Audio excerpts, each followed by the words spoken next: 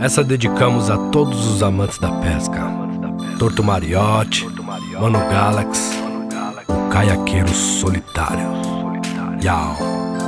Solitário, mas nunca só. Deus tá comigo em meio ao vento, relento, mau tempo, és meu abrigo. Se tá comigo eu sigo, digo vem o que vier. Na remada, na pedalada eu vou vencer essa maré. Sentido a Ilha do Frade, bate peixe bom por lá, Piraquiaçu, Santo Antônio. Vixe, eu amo esse lugar, bora tentar fisgar. Treinar os arremessos e quando acerta bate forte, o peito explode, não tem preço. A emoção, a sensação de liberdade. Meu caiaque é meu refúgio, nele eu fujo da cidade. Eu vou me jogar, aproveitar a vida em sintonia com a natureza, como se deve ser vivida. Pego meu caiaque, as tralhas pra pescar. Não vejo o tempo passar, só os peixes a fisgar. Respeito a natureza em primeiro lugar e aproveito o que é de melhor que a vida pode dar. Pego meu caiaque, as tralhas pra pescar. Não vejo o tempo passar, só os peixes a fisgar. Respeito a natureza em primeiro lugar e aproveito o que é de melhor que a vida pode dar.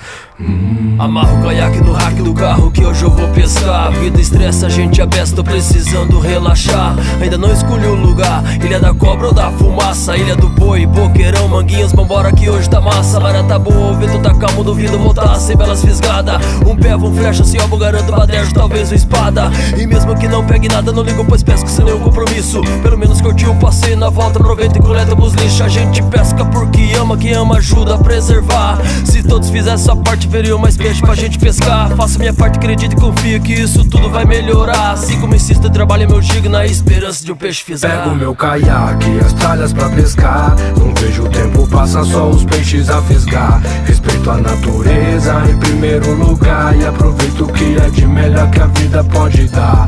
Pego meu caiaque, as tralhas pra pescar. Não vejo o tempo passar, só os peixes a fisgar. Respeito a natureza em primeiro lugar e aproveito o que é de melhor que a vida pode dar.